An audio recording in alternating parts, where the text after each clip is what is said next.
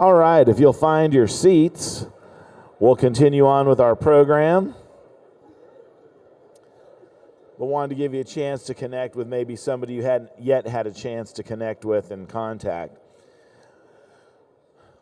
Well, this has been a fantastic summit, and putting something like this together requires a large team of people. You guys can, don't be afraid of the audience.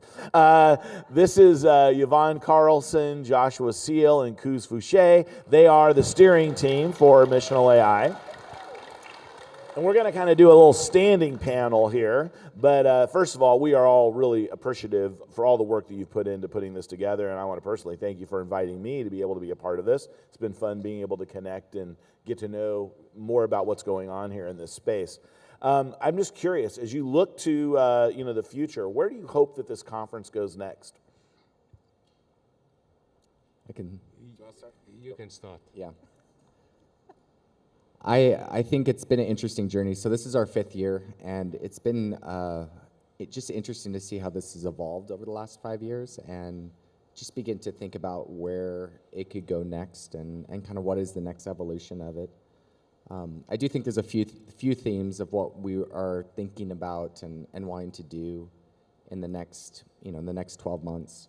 I think one of the biggest themes of that is we want to continue to sustain community. I think one of my heartbreaks every year is we finish, and within 2 weeks, the Slack channels, the energy just leaves, and it's what happens with conferences. But you see the connections, you see different things, and we're never going to fully get back up to that energy. But one thing we want to continue to do is figure out ways to find touch points throughout the year. And so last year we launched in partnership with Faith Tech the Missional AI Collective.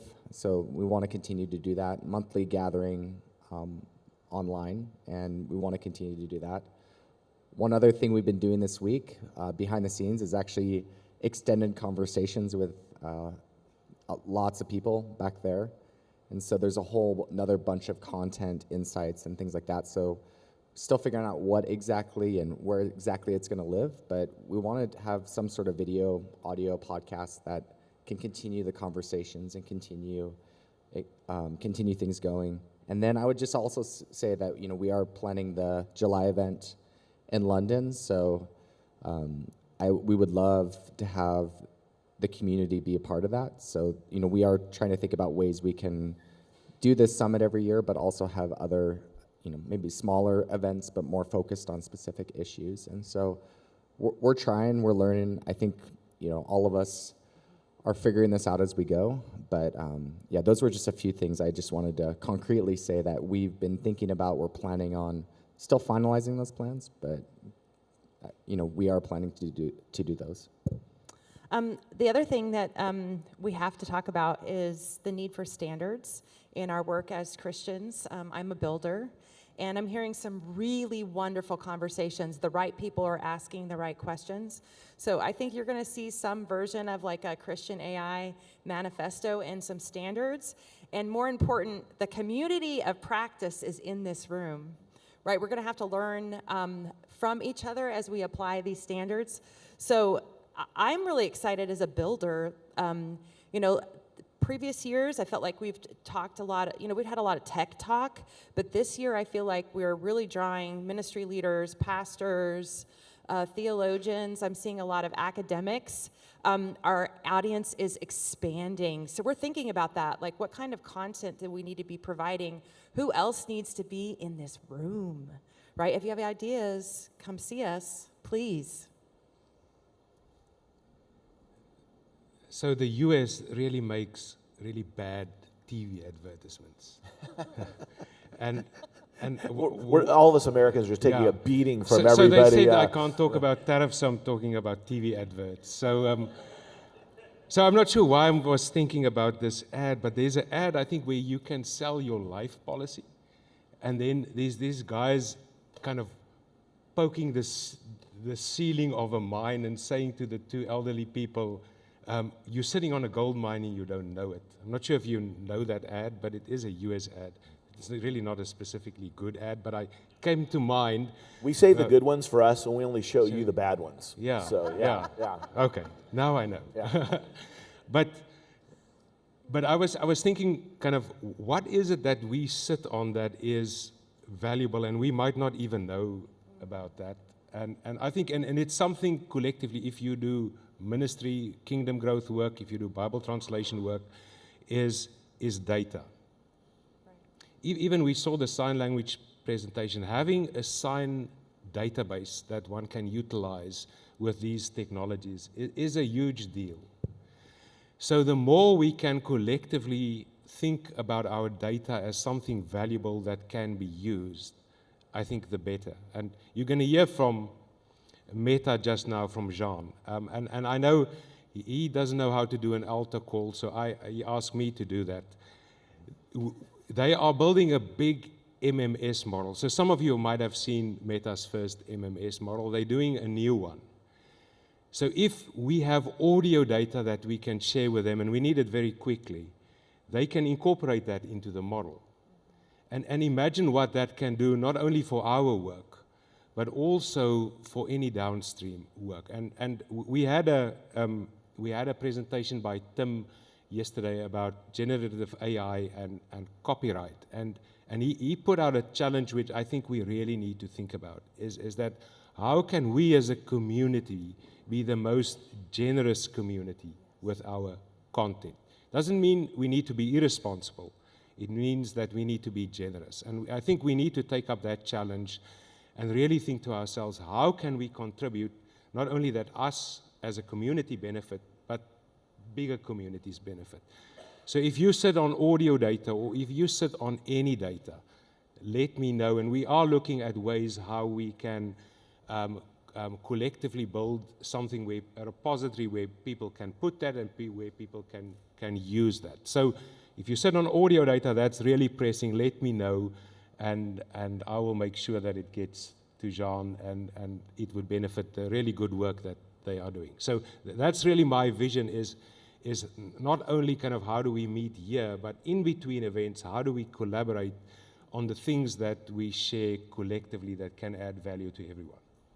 Great. Well, like coming together every year is awesome. It was just fun to watch the community coming together, people connecting with people they don't get to see very often. Josh, you mentioned a few things we can do in between. What are some other ways that we can stay connected and be involved in things between this summit and the next one? I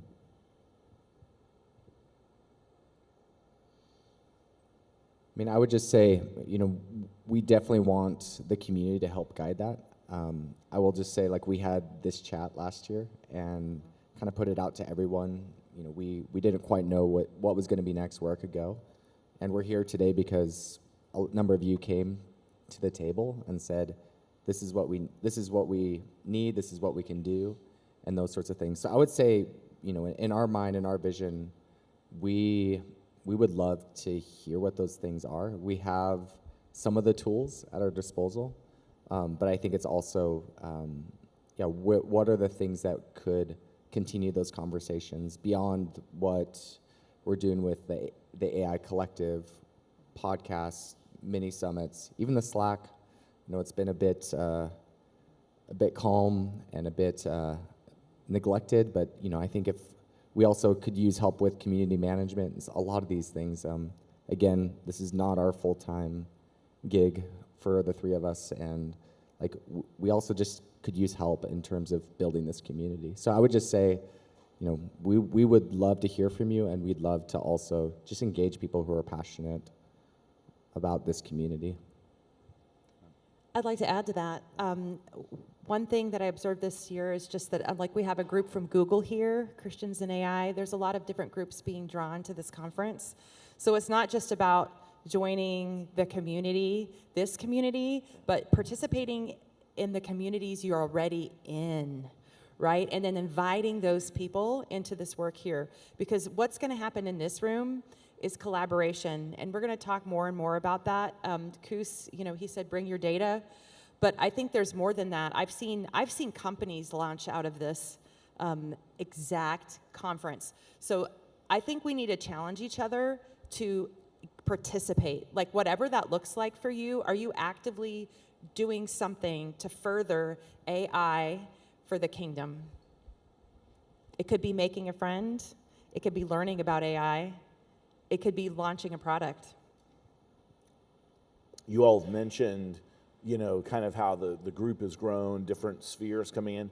Who isn't in the room that needs to be, and how do we go about, expanding the community in the right ways? I think when we initially launched Missional AI, I think the hope was that we would do one in North America and then do one outside of North America, and then it was COVID and there was a lot of financial restrictions. But I do think our dream is still being more global. And if I look at the work that I'm doing, I think the majority of that happens not in the US, but outside of the US. So I think if we can think of innovative ways to bring people that maybe can't afford to get here, but that can contribute hugely to the conversation, how do we get them here? I think that would be a challenge that I want to put out. So if we're a bigger organization, if we have partners that is in India, that is working in Africa, how do we get them to this event? And how do we kind of then take this momentum that's created here back to those regions? Because I think we're going to see most of the innovative work happening there. And we have to face unique challenges in the context where they occur. And by getting people in, by building community, by sharing, and then sending people back, I think that would be a huge contribution that we can make. That's great. I'd love to see some more women in this room. And Liz talked about that, so we're already talking about that. How can we bring more women in? A lot of you've come up to me, and I'd love to hear your ideas on like how we could foster your leadership and growth. But I'm really excited to see the next generation of leaders, and I want to see more of them. We're working with Biola. One of the students that's actually working on a project with us is in this room. That was really exciting. So I'd like to see how we could draw those people in. And as Kuz said, really leaning into the international audience, right? How do we make this room look like heaven? How do we bring in underrepresented people groups? We have the biggest UPG in the world, right? The deaf community. But there are other areas that we need to serve. They need to be here. How do we get them here? yeah, I would just say, 3 out of the 4 of us who are on the lead team, Shantae is also dealing with operations. We live outside the U.S., so I think we really believe that the most interesting things are going to come from global audiences, and that's what we really should consider. So we want to continue to do that well. I would just say one thing as well is I still feel like the people who should know about this don't know about it every year. Every year, the weeks before leading up, I have multiple people who are well deep in this space basically say, hey, have you heard of this conference? Or I just found out about it, or I'd love to go, but it's too late. I just think we would love your help as a community, just to make sure that the right people know that this place exists, this conference exists.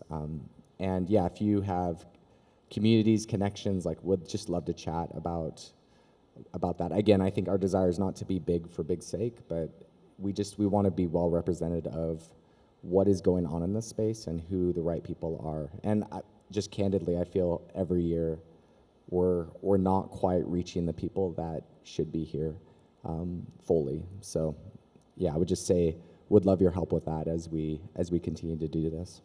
Yeah, that is the beauty of such a diverse community as a core, is we have the ability to kind of reach out. So invite, share. If you have ideas of spheres that need to come into play, let's get them in the room. So I think about all the CCCUs that are out there that have these students that, just be great to fill the room with them. So yeah, that's great. Okay, Josh, any last thoughts for us as we think about the future and where we're going?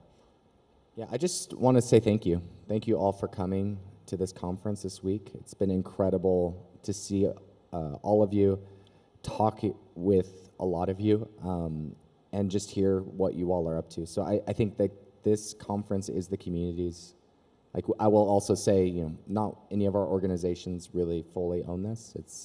It's a collaboration between a number of different stakeholders and you guys. So I just want to say thank you for being a part of this. And I think as we leave, I would just challenge you that I would take one idea from this conference in the next 30 days and try to do something with it, whether it be building something, partnering with someone, just something that could continue to move things forward. So all that to say, I just would encourage us to, act on the things that we got this week. So Great.